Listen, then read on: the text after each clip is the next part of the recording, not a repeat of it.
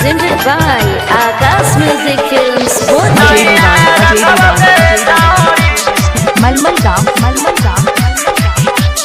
नैहर के खैल काच जवा तो ना हम ना खैबौगे चौड़ी आगे हम ना खैबौगे चौड़ी आगे हम ना खैबौगे चौड़ी त कह दिए अपना बाबूजी से बतिया नहीं रखबगे चौड़ी त कह दिए अपना बाबूजी से बतिया नहीं रखबगे चौड़ी त कह दिए अपना बाबूजी से बतिया नहीं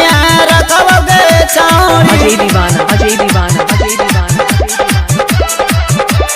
मलमल गाँव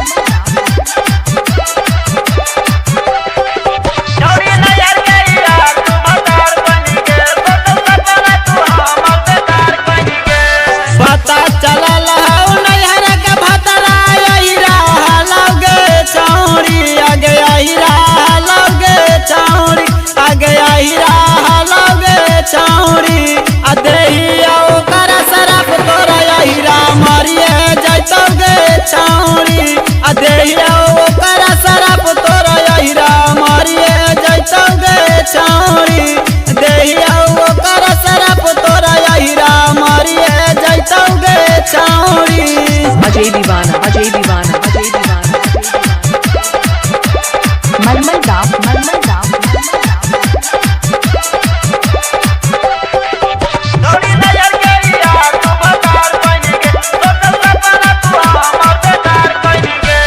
देखा हलियाई रात में सपना निराइठे मिल में गए चौड़ी निराइठे मिल में गए चौड़ी निराइठे मिल में गए चौड़ी